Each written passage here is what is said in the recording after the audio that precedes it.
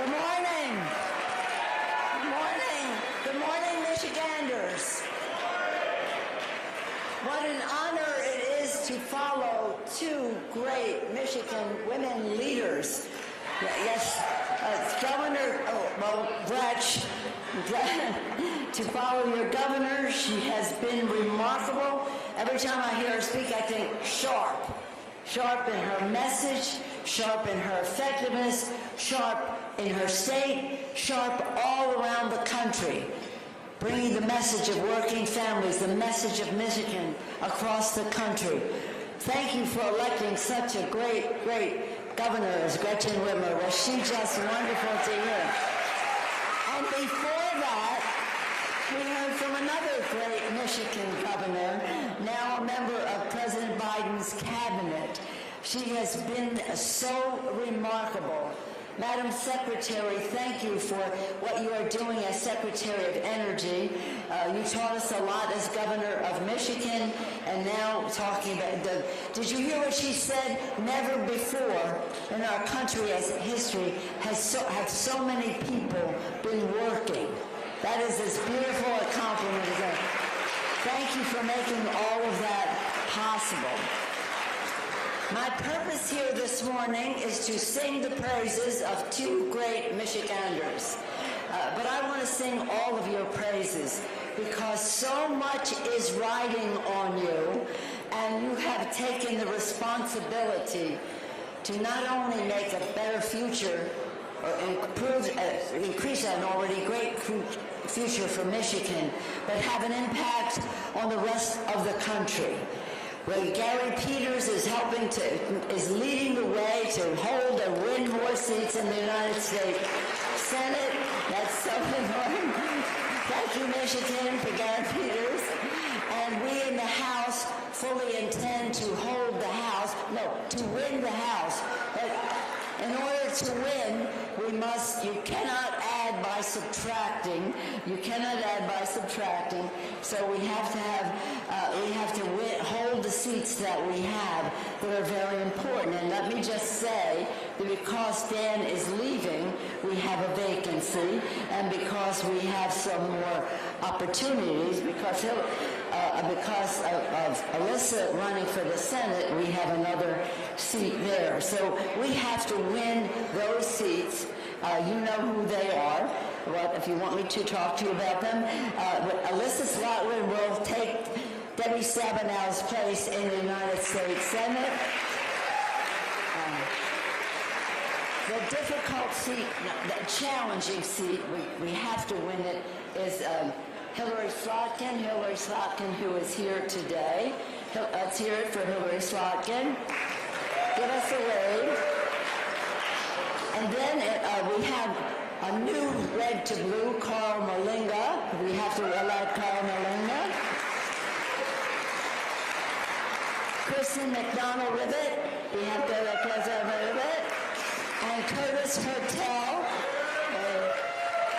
It's okay, we know what our assignments are to elect, and of course under the leadership of a member of our leadership, Debbie Dingell, we will hope to elect all of these members, grow our number, that will be increasing a number that. Now for the reason I was invited, to say thank you to all of you, to sending two great leaders to the House and to the Senate.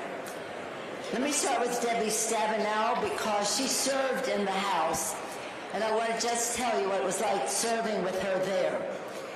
She had her focus, her priorities, her knowledge, all of this lined up. And when she would go to the podium to speak, she would make her case in a very strong way. Frequently, her case was to take down the Republican assault on our values in our country. But she always did it with a beautiful Debbie Stabenow smile. And we all used to say, how come the rest of us get up there rough and tumble, and she gets up there with a smile, and boom, boom, boom, just carves up the other side in that regard. Now, that's just from a standpoint of technique.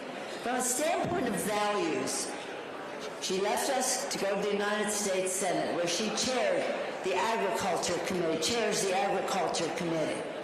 Children have always been my main interest in politics, and to see Debbie not only fight but succeed for having nutrition for our children. I mean, there's so many reasons to sing her praises, but if you saw the difference that she has made in nutrition and addressing the needs of our agriculture community in our country, I know you're proud of her, but you would just be in awe of her help for our children. Our children. And it was not always easy. Lots of times it was a fight. But her former colleagues in the House always had confidence that in the Senate, Debbie Stabenow would be there for America's children, America's working families, America's farmers, and the rest, just to name one aspect of it. So for the children, let us thank Debbie Stabenow. Thank you, so great.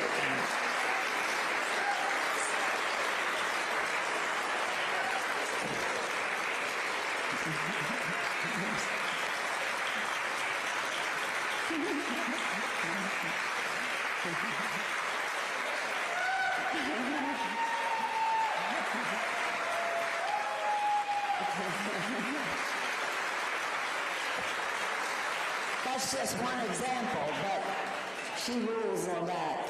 And now Dan Kildee. Dan Kildee, as you know, comes from a proud tradition, Michigan tradition, in the House of Representatives. His uncle, Dale Kildee, was just a remarkable person. I see a lot of our friends in labor know what Dale did on the Education and Labor Committee and elsewhere.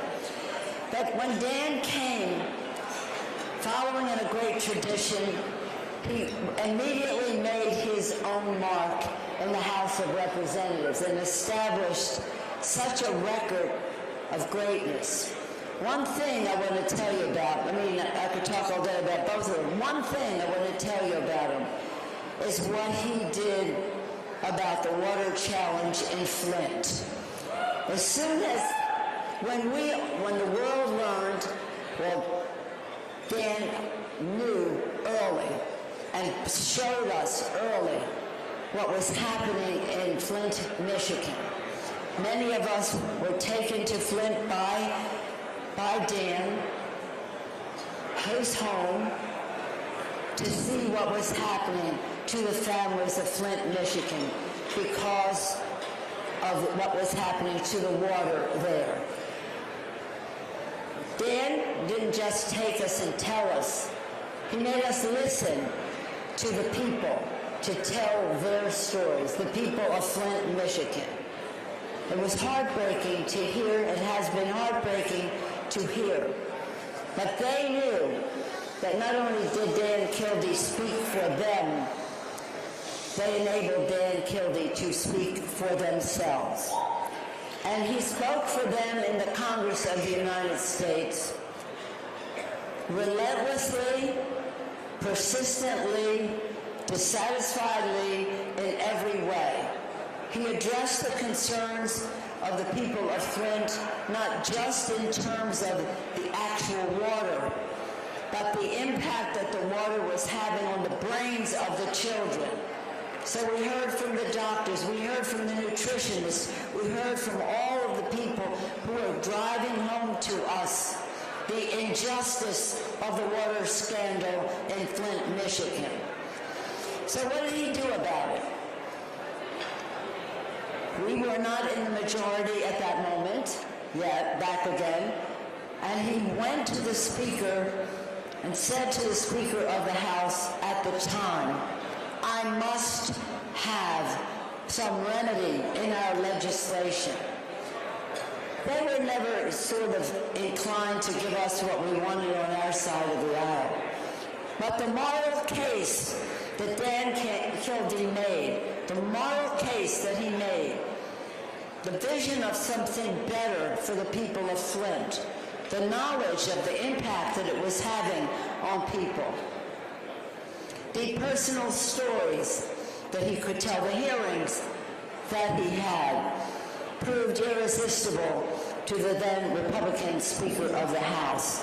And in the legislation, Dan got what he was looking for in that legislation. This was quite a remarkable. I have rarely seen that skill, the mastery, the success. Now, along comes Joe Biden as President of the United States. All right? We have an infrastructure bill, and in that infrastructure bill, tens of billions of $20 billion to clean up the water in our country. Not just in Flint, but learning from Flint for the children and the rest of the country. This was remarkable. I've never gotten $20 billion in a bill, even the Speaker of the House. So this was, again, remarkable. So with Dan, it's not just what he has done, it's what he does next to take it to a higher level, As a member of the Ways and Means Committee, he has made his mark for working families in Michigan and in the country, for union working families in the country.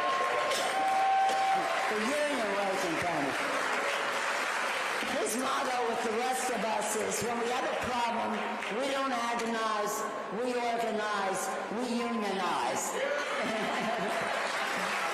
So thank you for sending these two giants of the Congress from Michigan to the Congress.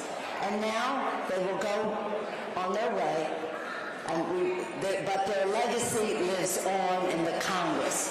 So thank you, Michigan. Now let me just say in conclusion, did I say that already? No pressure. The future of the nation is riding on you. Michigan must be in the Democratic column for president. We must elect a Democratic senator from Michigan to replace Debbie. I don't know if anybody replaces Debbie Stabenow, but she is so very remarkable. Alyssa Slotkin must be elected, and she's ahead in the polls. And please send us those Democratic House members to hold and to grow our Democratic majority in the House so that we can go forward for the people, for the children. Thank you, Michigan. Let me just close by saying again how remarkable your governor is. I say I've seen her all over the country. She represents you with power, with dignity, with enthusiasm, with energy. It's just a remarkable thing to behold. She takes Michigan to the rest of the country. So thank you all very much for the honor of saying a few words to you this morning, to thank you for your leadership, what you have done, what you are doing, what you will do for us to win in November and elect Kamala Harris and Tim Walz, President and Vice President of the United States. Thank you all so much.